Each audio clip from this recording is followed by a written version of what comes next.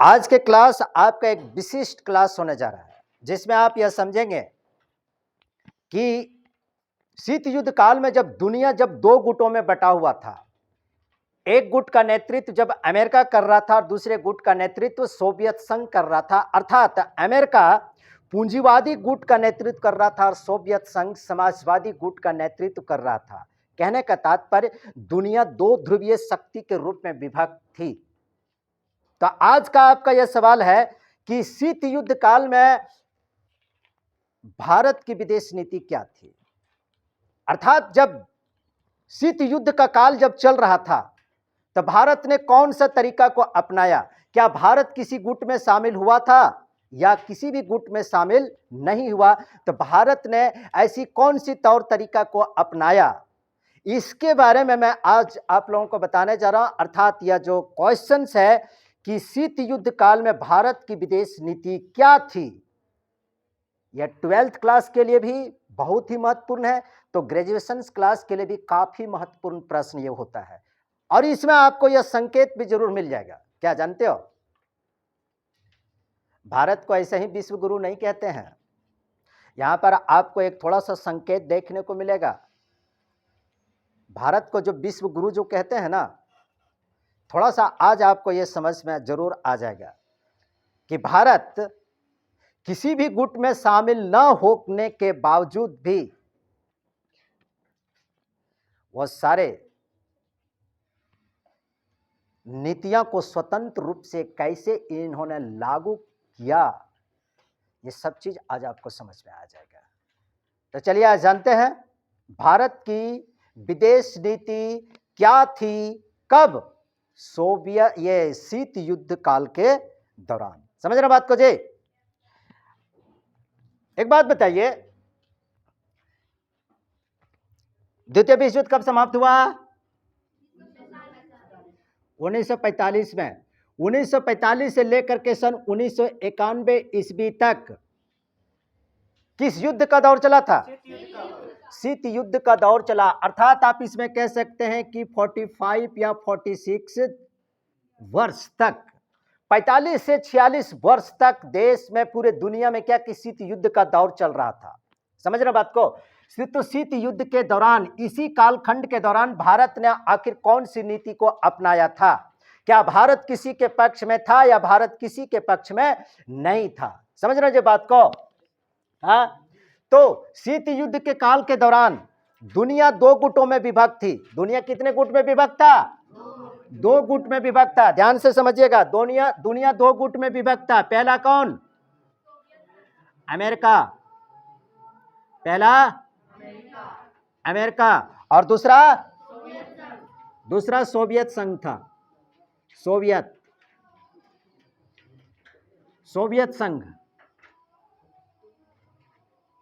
मतलब कि पूरी दुनिया की जो ताकत जो थी ना, यही दो ध्रुवीय देशों के साथ, दो ध्रुवीय शक्ति के साथ मंडरा रहा था पूरी तरीके से, क्योंकि दो ही पावरफुल देश थी दुनिया, देश था दुनिया में। समझ रहे जी। अब यहां पर देखिए, अमेरिका जो था वह पूंजीवादी, कौन सी? पूंजीवादी गुट का समर्थक था। और सोवियत संघ जो था वह समाजवादी, यह समाजवादी गुट का समर्थक था। मतलब अमेरिका के साथ वे सारे देश था जो पूंजीवादी के समर्थक थे, और सोवियत संघ के साथ वे सारे देश शामिल था जो समाजवादी विचारधारा का समर्थक था। यह बात समझ में आ गई। तो शीत युद्ध। अब है यहां पर भारत। अब यहां पर है भारत। ये जो भारत जो है, सवाल यही है कि भारत शीत युद्ध काल के दौरान क्या किसी के पक्ष में था या नहीं था, किसी के समर्थन में था या नहीं था। समझ रहे जी। तो आप लोगों को क्या लगता है, किसी के समर्थन में होगा भारत? बिल्कुल सही, भारत किसी के पक्ष में नहीं था, किसी भी के पक्ष में नहीं था। भारत न ही सोवियत संघ के पक्ष में था और न ही भारत अमेरिका के पक्ष में था।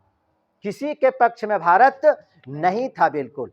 तो इसका मतलब ये हो गया कि भारत ने कौन से तरीका को अपना लिया? भारत ने कौन से तरीका को अपनाया? तटस्थ। कौन सी तरीका को अपनाया? तटस्थ। तटस्थ, तटस्थता भी कह सकते हैं। भारत ने तटस्थता की नीति को अपनाया।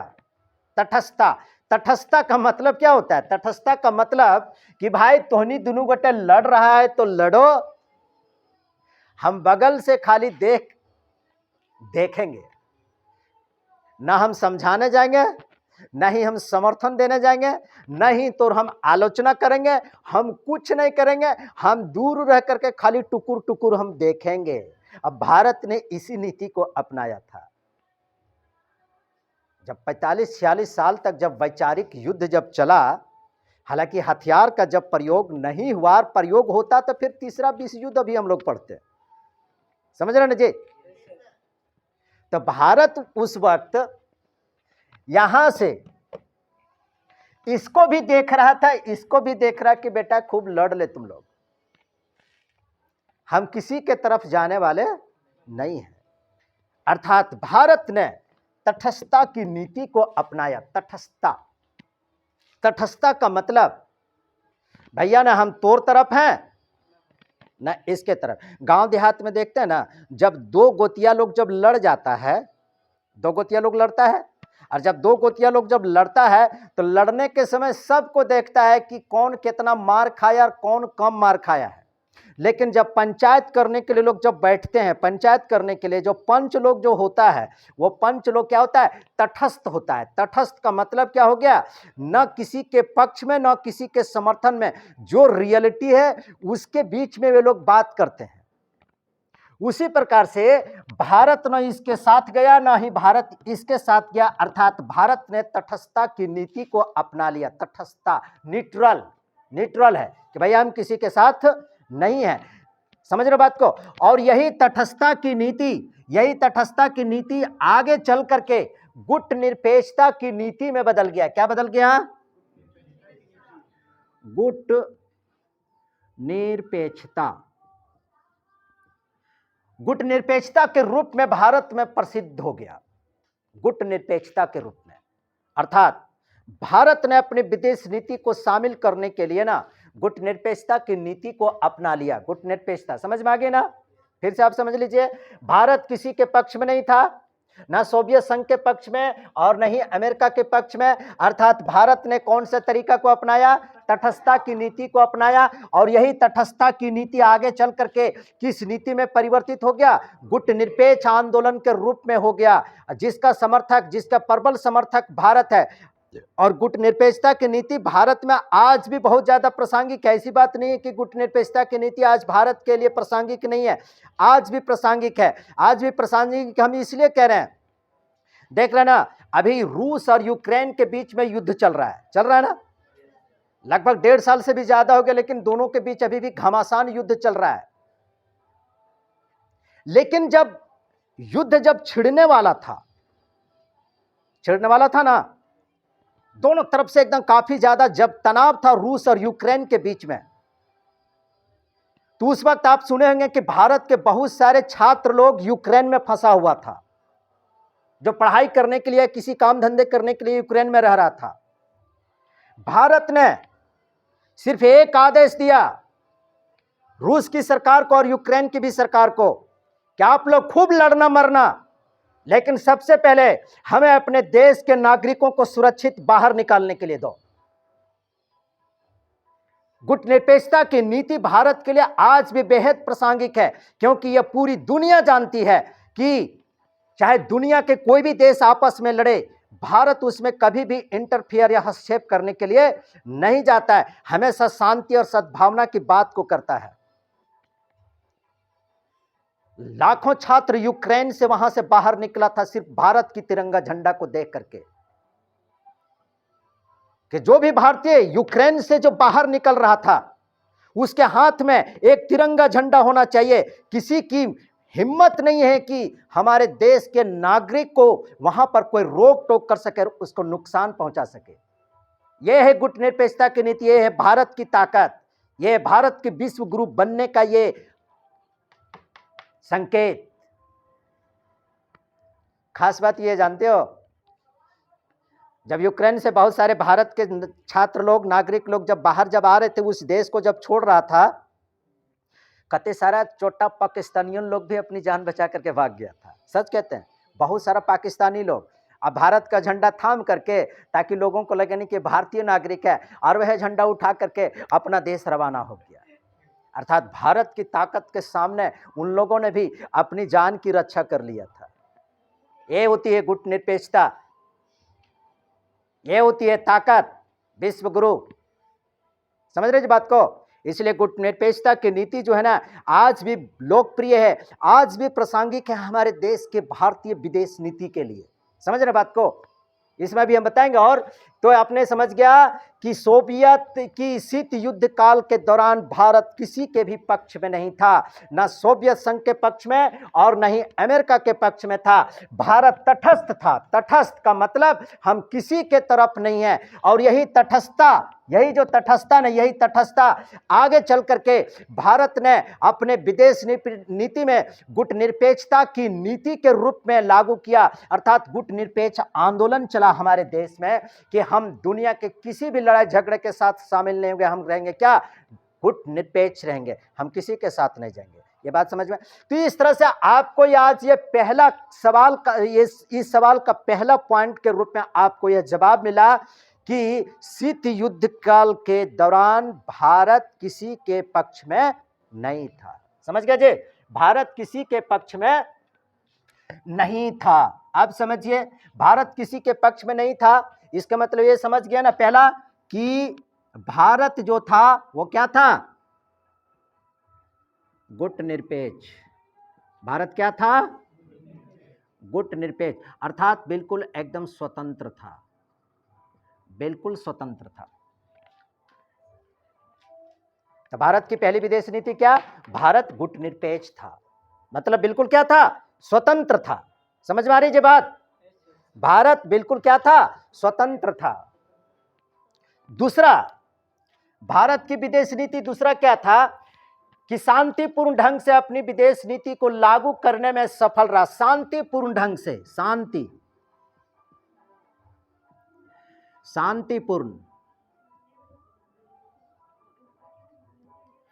शांतिपूर्ण ढंग से भारत की जो विदेश नीति है,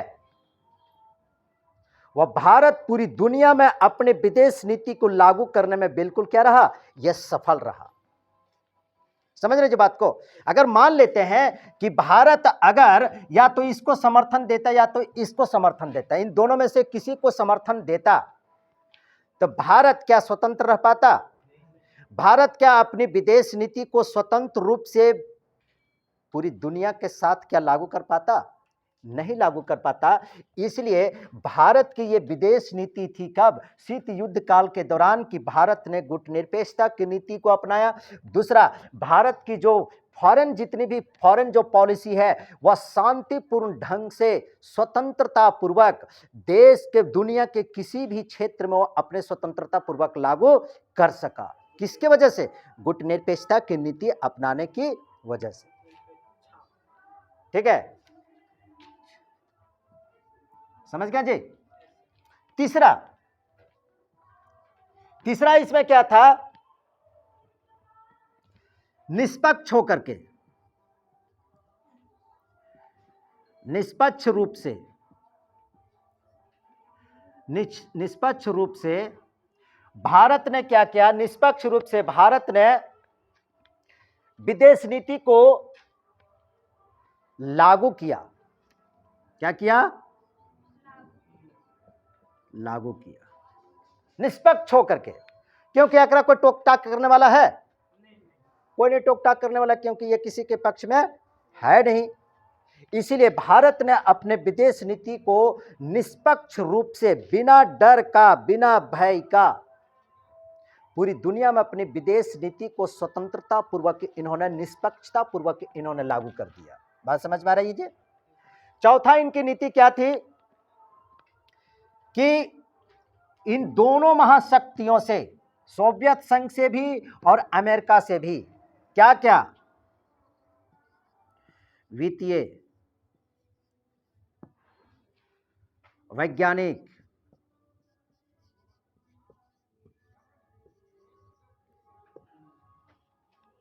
व्यापारिक, सांस्कृतिक,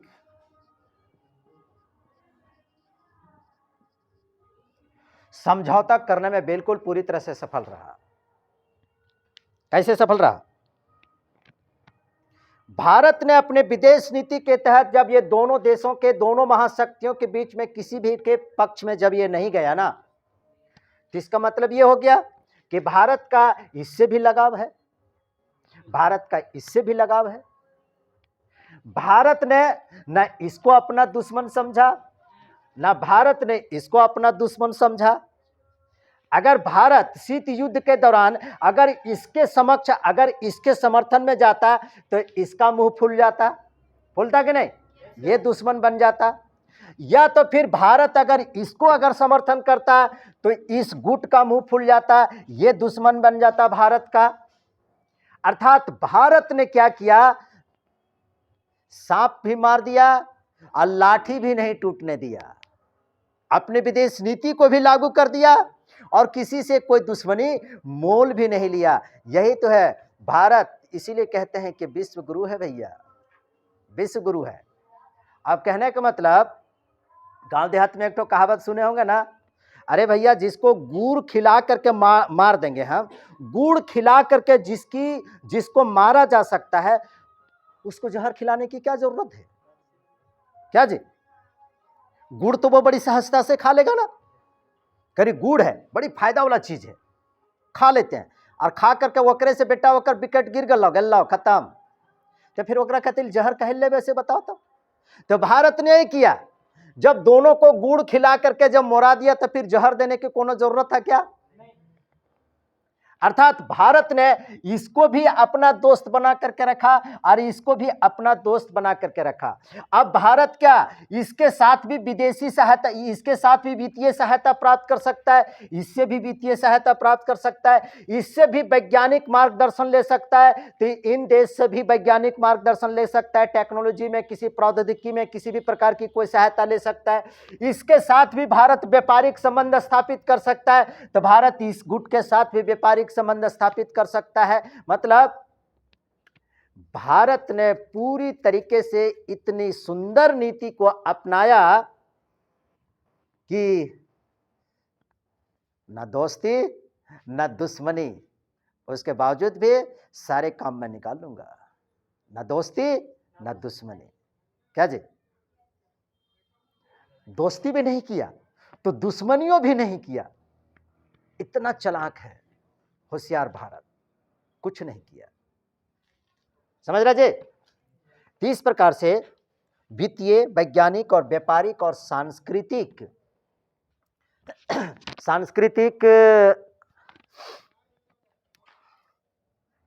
समझौता करने में यह क्या रहा? सफल रहा। कौन? भारत। किन देशों के साथ? अमेरिका और सोवियत संघ के साथ। इस प्रकार से आप देख रहे हैं कि भारत की ये क्या है? विदेश नीति है। समझ रहे हैं जी बात को?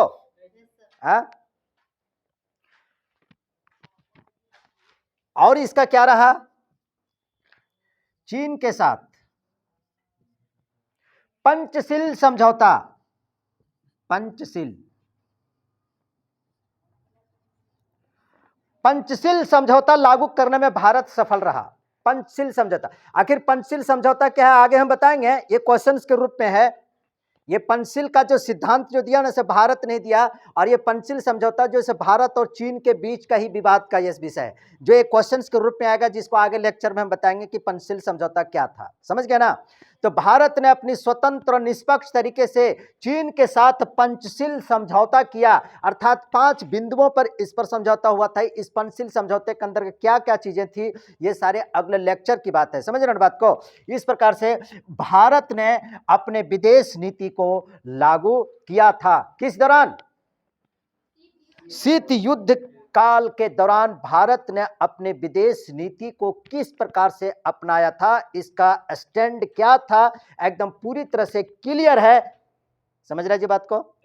ये पूरी तरह से क्लियर है। लेकिन इसके बावजूद भी भारत भले ही गुटनिरपेक्षता की नीति को इन्होंने भारत ने अपनाया, ये बात सही है, लेकिन इसके बावजूद भी भारत को कुछ अंतर्राष्ट्रीय युद्ध का सामना भी करना पड़ गया, कुछ अंतर्राष्ट्रीय युद्ध का सामना भी करना पड़ा। अब अंतर्राष्ट्रीय युद्ध का मतलब इसमें कौन कौन से युद्ध के बारे में मुख्य रूप से सन 1962 ईस्वी में भारत और चीन के साथ जो युद्ध हो गया था 1962 ईस्वी में, समझ रहे ना।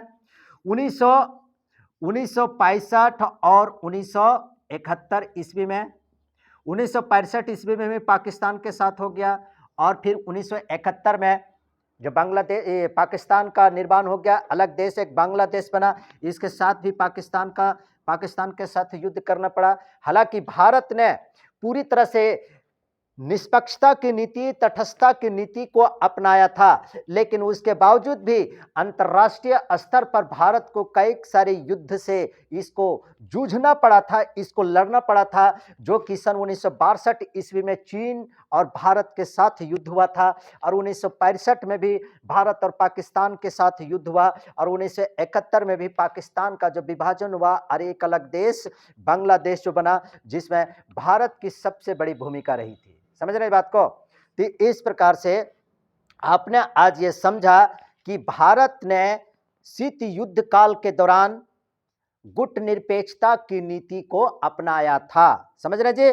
गुटनिरपेक्षता की नीति को अपनाया था। कब? शीत युद्ध काल के दौरान। इस प्रकार से आपने अभी यह पूरी तरह से समझ गया कि शीत युद्ध काल के दौरान दुनिया दो गुटों में विभक्त था, भारत किसी भी के पक्ष में नहीं था, अर्थात भारत ने तटस्थता की नीति को अपनाया, और ये तटस्थता की नीति आगे चल करके गुटनिरपेक्षता की नीति के रूप में प्रसिद्ध हो गया, और भारत अपने विदेश नीति को पूरे विश्व भर में अंतर्राष्ट्रीय मंचों पर पूरी निष्पक्षता के साथ और पूरी स्वतंत्रता के साथ लागू करने में यह पूरी तरह से एकदम सफल रह गया। समझ रहे बात को? तो इस प्रकार से मैंने ये बता दिया आपको। यह जो सवाल है यह 12th क्लास और ग्रेजुएशन क्लास के लिए भी बेहद महत्वपूर्ण सवाल पूछा जाता है, और आपने इस पॉइंट के माध्यम से, इस क्वेश्चंस के माध्यम से आपको यह भी अब समझ में थोड़ा बहुत आया होगा कि आखिर भारत को विश्व गुरु क्यों कहते हैं। समझ रहा है? समझ गया ना जी? चलिए, थैंक यू।